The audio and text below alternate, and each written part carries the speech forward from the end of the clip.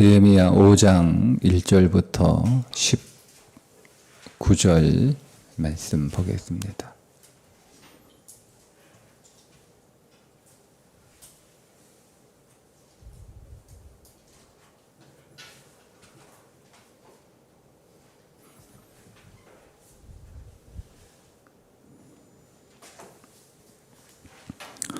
그때에 백성들이 그들의 아내와 함께 크게 부르짖어 그들의 형제인 유다 사람들을 원망하는데, 어떤 사람은 말하기를 우리와 우리 자녀가 많으니 양식을 얻어먹고 살아야 하겠다 하고, 어떤 사람은 말하기를 우리가 밭과 포도원과 집이라도 저당 잡히고 이 흉년에 곡식을 얻자 하고, 어떤 사람은 말하기를 우리는 밭과 포도원으로 돈을 빚내서 왕에게 세금을 바쳤도다.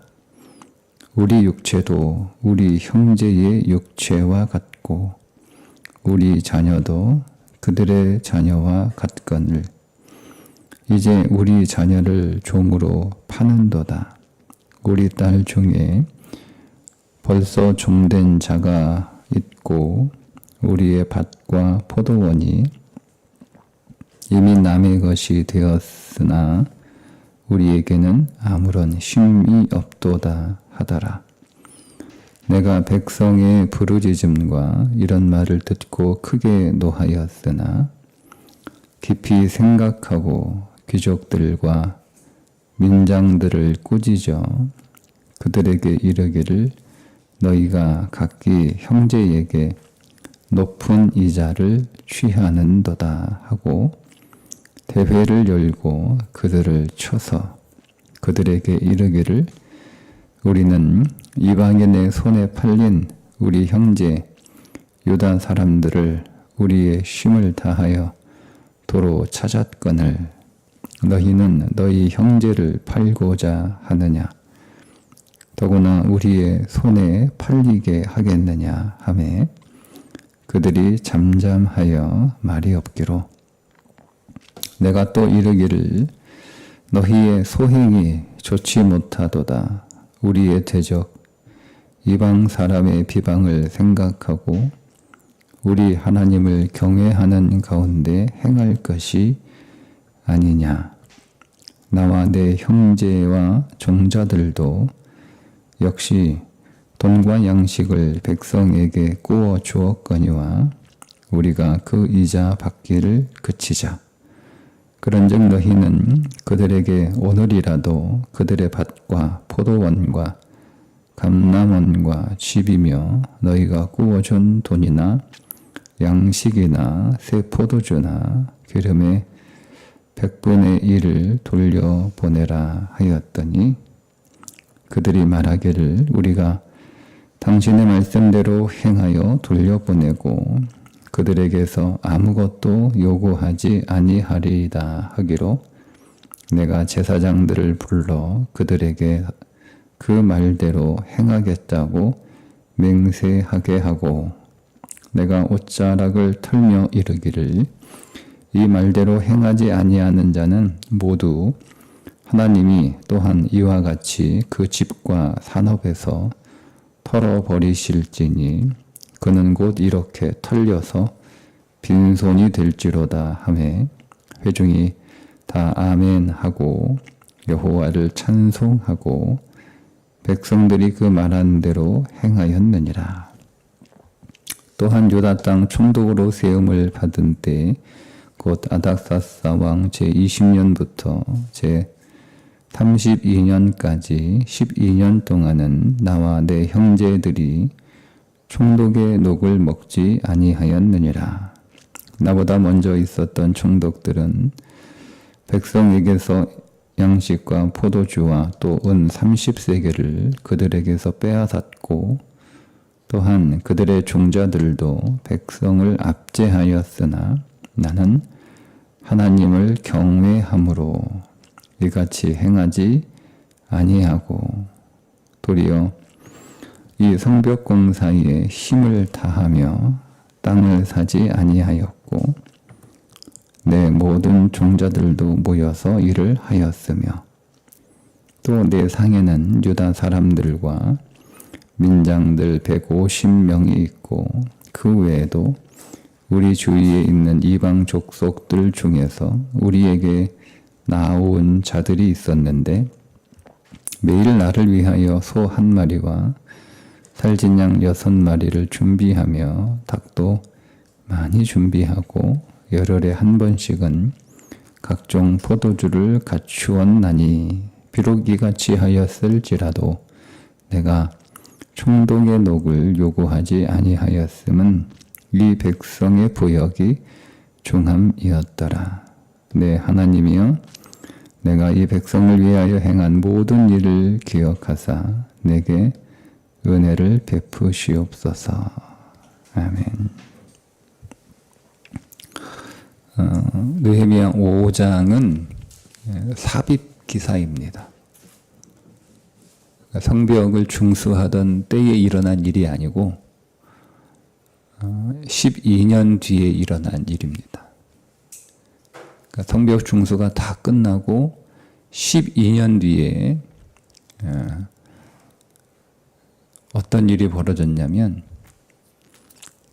경제적인 빈곤이 찾아왔는데 그 경제적인 빈곤을 당한 사람들을 그 사회의 부자들이 도와주지 않고 오히려 그것을 이용해서 자기들의 칩으로 삼는, 그래서 빈익빈 부익부가 더 심화되는 그런 일이 벌어진 것을 지금 느헤미야가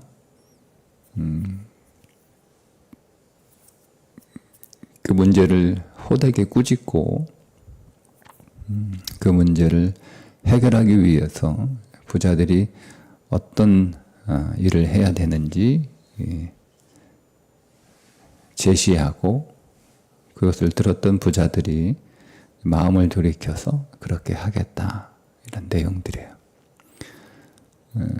이 부분이 왜 갑자기 성벽 중수하는 중에 갑자기 왜 이야기가 들어왔느냐 하면, 제가 느헤미야 시작할 때 말씀을 드렸죠. 성벽이 무너진 건 건축물이 무너진 게 아니고 거룩한 선이 무너진 것이다 라고 말씀을 드렸어요. 느헤미야를 읽고 있는 독자들에게 느헤미야를 기록한 저자는 우리에게 동일한 메시지를 주고 있는 겁니다. 성벽이 중수되고 있으나 이 성벽이 중수된다, 성벽이 무너졌다라고 하는 것은 단순히 돌로 쌓은 성벽이 무너진 게 아니고 진짜 무너진 것은 하나님의 백성이 하나님의 백성으로서 지켜야 될 그 선이 무너진 것인데, 그게 거룩이 무너진 것이고, 거룩은 말씀드린 것처럼 깨끗함이 아니고 구별된다라는 뜻이잖아요. 그러니까 하나님의 백성이 세상 사람들하고 구별되는 그 구별점이 무너졌다는 것이에요. 그 구별점이 무너지는 것에 대한 예를 오늘 느헤미야 5장에서 말씀해 주고 있는데, 그게 경제적 빈곤을 당한 자들을 대하는 부자들의 방식이 세상하고 똑같다는 겁니다. 근데 이건 왜 중요한 거냐면, 단순히 여러분 이것을 어떤 도덕적인, 어떤 윤리적인 혹은 어떤 선행의 관점에서 보면 안 돼요. 그러면 성경 전체가 왜곡이 돼버려요. 이게 왜 그러냐면, 하나님은 다른 신들과는 달라요. 그게 하나님의 거룩이에요. 하나님은 다른 신들과는 달라요.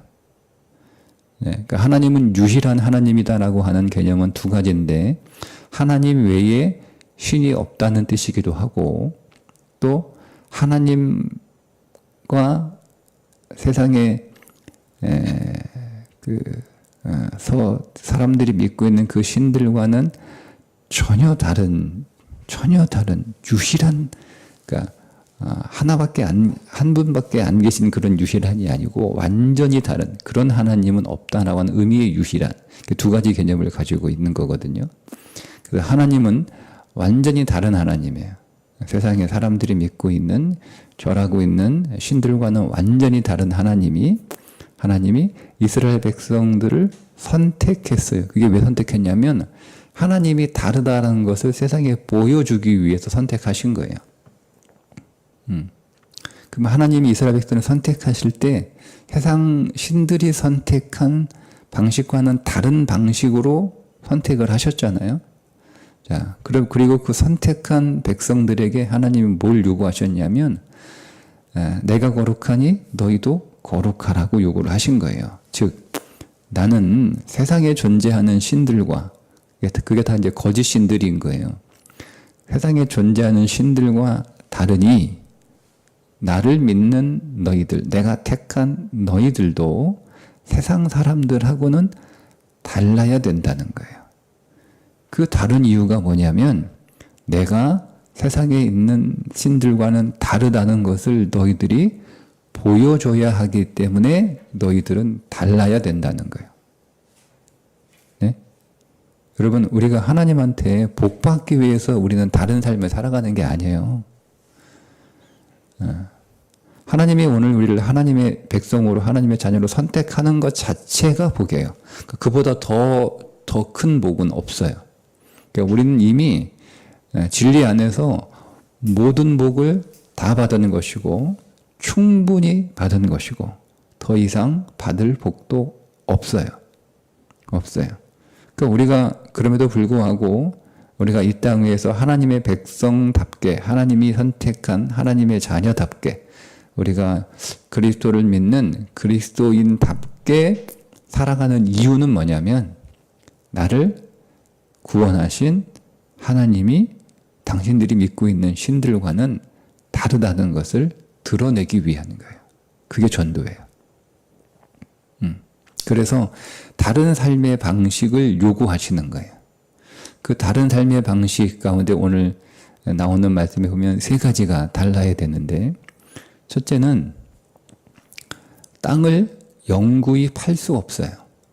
하나님은 이스라엘 백성들에게 땅을 선물로 주셨어요.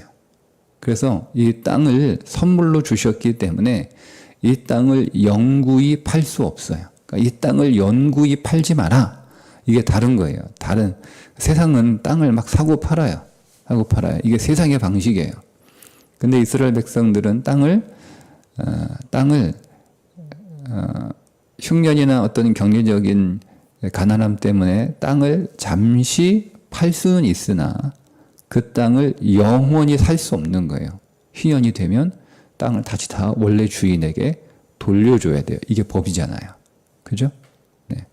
두 번째는 이자를 받고 돈을 빌려줄 수 없어요.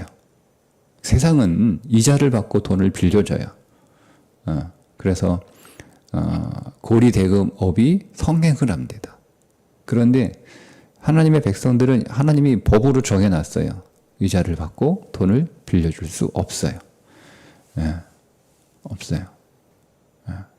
고리대금업은 법으로 엄격하게 정하고 있는 거예요. 세상은 그렇게 하지 않잖아요. 그렇죠?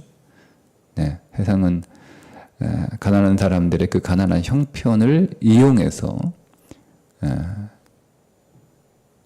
자기들의 칩으로 삼는 거지만 하나님의 백성들은 그렇게 살아갈 수 없어요.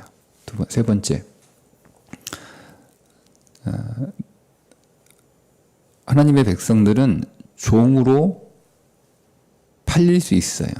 그런데 가난해서 더 이상 팔 게 없으니까 이제 마지막 몸을 파는 거잖아요. 근데 그게 몸이 팔아서 종이 되면 그 종은 비록 종이지만 주인은 그 종으로 팔린 형제돼요. 형제라고. 오늘도 형제라는 단어가 나오잖아요. 그걸 형제로 알고 가족으로 생각하든지 형제로 생각하든지 그렇게 해야 되는 거예요. 근데 세상은 그렇지 않죠. 세상은 종으로 동의되면 이게 자기 소유가 되는 거죠. 그래서 노예처럼 부려요. 그 내가 내 종인데 내가 마음대로 예를 들면 오늘 말씀해 보면 내 딸이 팔렸도다. 우리의 딸이 팔렸도다. 근데 이 말이 무슨 말이냐면 딸을 여자가 종으로 팔렸어요. 그러면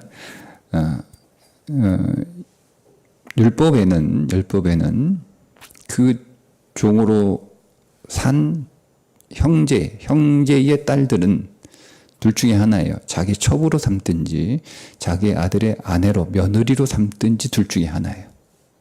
그렇게 역마하면 내가 종으로 우리 형제들의 딸을 그러니까 동족의 딸을 종으로 사왔는데 보니까 영 마음에 안 들어. 그럼 어떻게 해야 돼요? 풀어줘야 돼요. 그러니까 이게 법이에요.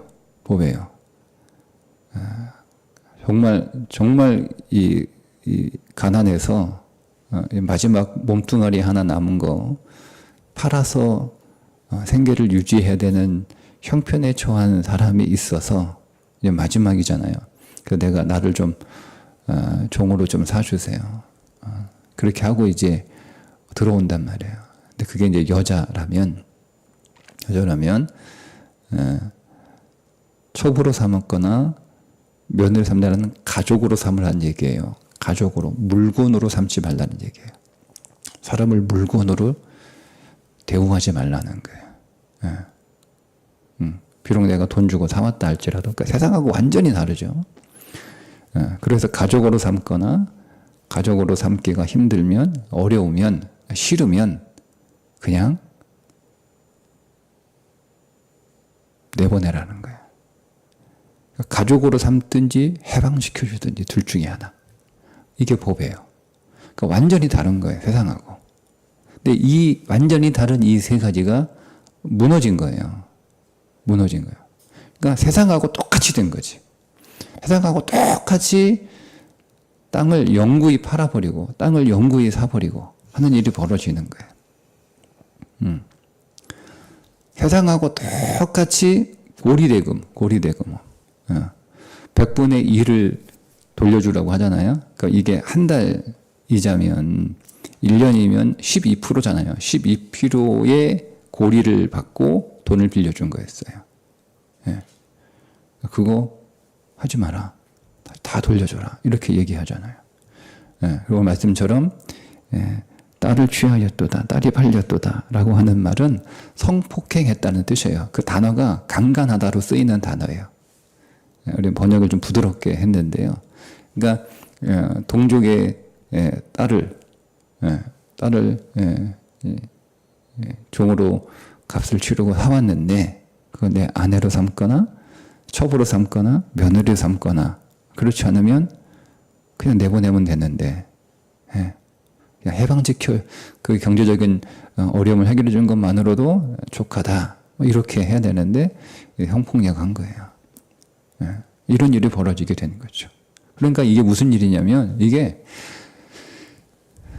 성벽은 이미 잘 52일 만에 성벽은 다 잘 중수가 됐어요. 근데 성벽이 중수가 된 게 본질적으로 이스라엘 백성들이 회복해야 될 거룩이 아니고 그들이 지켜야 될 구별된 똑같다고 얘기하잖아요. 똑같다고. 세상하고 똑같다고 얘기하는 거야. 우리가 세상하고 뭐가 다른 게 뭐냐. 그러니까 오늘 여호와를 하나님을 경외하라라고 한 단어가 2번 나오는데 하나님을 경외하는 게 뭐야? 다르게 사는 거예요. 세상과 다른 방식의 삶을 살아가는 거예요. 그러니까 느헤미야가 내가 하나님을 경외하기 때문에 나는 다른 총독들과 다른 방식의 삶을 살지 않았느냐. 느헤미야가 와가지고 총독으로 부임해서 녹을 받지 않았어요. 자기는 정당하게 녹을 받아야 되지만 녹을 받지 않았어요. 자기가 데리고 온 자기가 부리는 종들도 그렇게 하지 않았어요. 이전의 총독들은 어땠냐면 녹을 받은 건 뭐 그렇게 정당하게 받아야 되는 거지만 과도하게 착취했어요. 그리고 총독들이 부리던 그 종들도 백성들에게 위세를 부리고 그들을 갈취하고 이런 일을 했던 거예요. 근데 나는 그런 걸 안 하는 정도가 아니고 나는 아예 총독으로 12년간 부임해서 아예 녹을 받지 않았다라고 하는 거죠. 그러니까 내가 녹을 받지 않았으니까 내가 가난하잖아요. 그러니까 내가 인색하게 산 것도 아니라는 거예요. 네. 오늘 말씀에 보면 매일 느헤미야가 사람들을 위해서, 그러니까 일하는 사람들을 위해서 풍성한 넉넉한 잔치를 베풀었다라고 얘기하잖아요.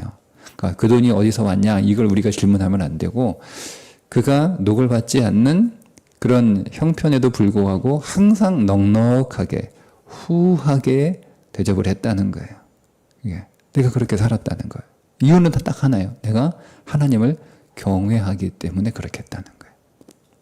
나는 하나님을 경외하는 사람이기 때문에 나는 다른 삶을 선택했다는 거죠. 이게 구별된 거, 이게 거룩이라는 거예요. 그러니까 너희들도 하나님을 경외하는 삶을 살라는 거예요. 그게 다른 삶을 살아라. 하나님께서 다른 삶을 살라고 명령하셨지 않냐? 하나님이 언제 땅을 영구입하려고 그랬냐? 율법이 정한 거예요. 땅은 영구입할 수 없어요. 그러니까 내가 경제적으로 힘든 사람이 있으면 이 사람을 내가 돈을 빌려주든지, 돈을 빌려주는 것 가지고는 이 사람이 재개할 수 없으면 그러면 그 사람에게 분배된 땅을 내가 사주는 거예요. 값을 치르고. 네. 그리고 그 돈 가지고 당신이 다시 뭐 사업을 하든 장사를 하든 뭘 하든 해서 다시 일어서라는 거야. 일어서도록. 네.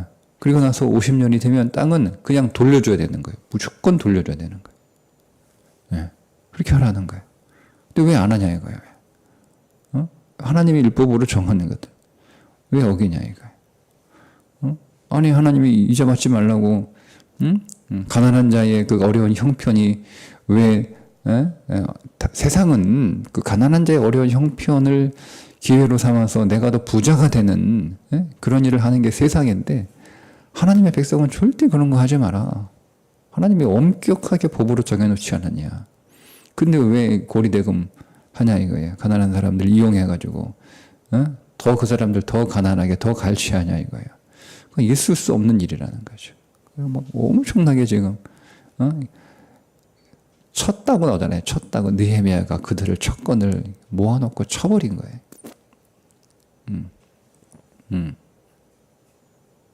아니 얼마나 형편이 어려우면 마지막 남은 몸뚱아리 하나까지 사는 신세가 됐는데, 그러면 돈 주고 이렇게 사서 세상 사람들처럼 노예로 부리라고, 소유로 부리라고, 물건으로 취급하라고 마음대로 그렇게 마치 네 소유인 것처럼 그렇게 하려고 성경에 어디 써 있냐, 하나님 말씀에.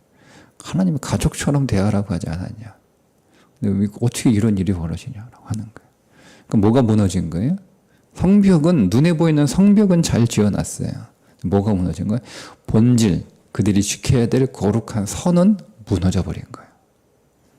그러니까 오늘 이게 삽입기사로 들어왔다는 말씀은 뭐냐면, 이게 이제 계속 성경 중수하는 이야기 가운데 갑자기 5장에 쑥 들어온 거예요. 그 말은 이 느헤미야를 읽고 있는 사람들에게 진짜 우리가 중수해야 될 성벽은 거룩한 선이라는 거예요. 거룩한 선. 우리가 지켜야 될 거룩의 선을 우리가 다시 회복하고 그것을 다시 우리가 중수하는 그런 거룩한 삶의 회복이 우리들에게 중요한 거지. 뭐 무너진 뭐 교회담 다시 세우고, 무너진 뭐 교회 다시 부수하고, 낡은 교회 다시 뭐 다시 짓고, 그게 뭐가 본질이냐 이거. 그런 건 본질 아니라는 거예요. 우리가 지켜야 될, 여러분, 거룩한 선이 있어요. 하나님의 백성다운 삶이 있어요. 그건 하나님은 다르다 하는 것을 세상에 보여줘야 돼. 하나님이 우리에게 요구하셔. 내가 너를 선택할 테니까. 내가 너를 은혜로 내 백성으로 삼을 테니까. 내 백성으로 삼아서 너희들은 나의 백성이 되고 나는 너희들의 하나님이 되고, 이게 복이잖아요. 근데 이것이 다른 신들처럼 그렇게 한 게 아니에요. 막 다른 신들처럼 막 자기한테 와가지고 뭐 상다리가 부러지게 막 제상 차리고, 그 앞에서 막 춤추고 막 신을 즐겁게 하기 위해서 온갖 할 수 있는 아양 다 떨고 이렇게 해서 그래 내가 그럼 너 잘해줄게. 이게 세상 신이 사람들을 선택하는 방식이란 말인데 하나님은 그런 게 없잖아요. 그냥 은혜로 선택하신 거예요. 여러분이 그 시대에 더 잘나고 더 똑똑하고 더 괜찮고 더 성품 좋고 더 훌륭한 나라, 훌륭한 백성들이 얼마나 많았는데요. 그러니까 쉽게 이렇게 생각하시면 돼요. 아브라함 시대에 욥이 있었단 말이에요. 욥이 동시대 사람이에요.